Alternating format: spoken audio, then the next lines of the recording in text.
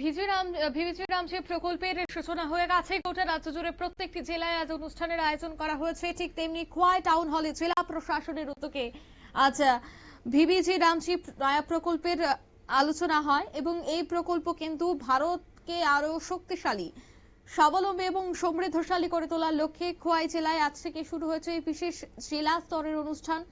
খোয়াই জেলা স্তরের উদ্যোগে 2রা জুলাই সকাল 10টা থেকে খোয়াই নিউ টাউন হলে এই জেলা স্তরের জন সম্মেলন এবং লঞ্চ ইভেন্টের আয়োজন করা হয়েছে। মূলত অন্ধ্রপ্রদেশের তিরুপতিতে আয়োজিত মূল অনুষ্ঠানের সাথে সঙ্গতি রেখে খোয়াইতে এই ভার্চুয়ালি অনুষ্ঠানটি সম্প্রসারণ এবং সম্প্রচারের ব্যবস্থা করা হয়।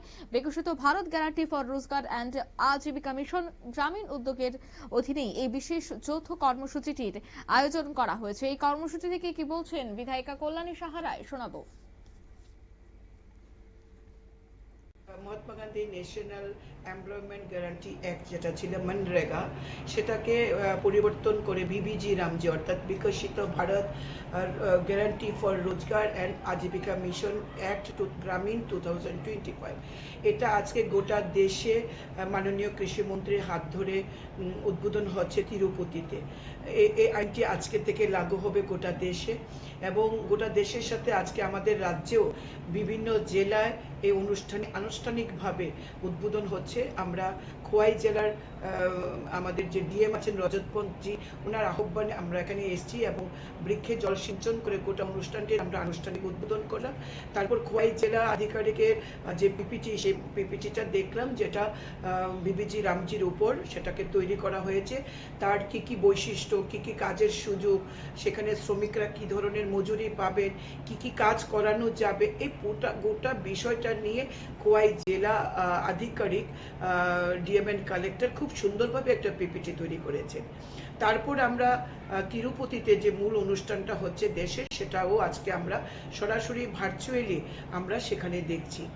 আমরা যদি দেখুন, সংবিধান হয়েছে, সংবিধান সংশোধন হচ্ছে, আগেও হয়েছে, এখনো চলছে। It is a continuous process.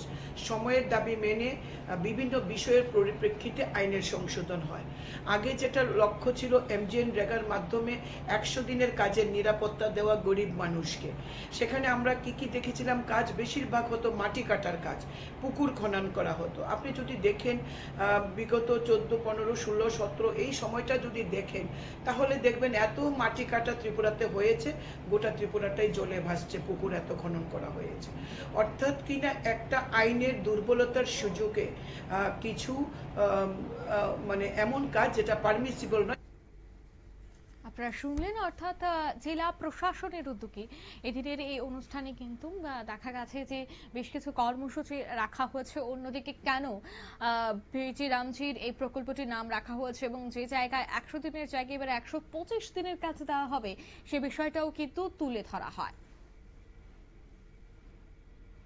নিয়ে নিচ্ছি ছোট্ট একটি বিজ্ঞাপন বিরতি, সঙ্গে থাকুন।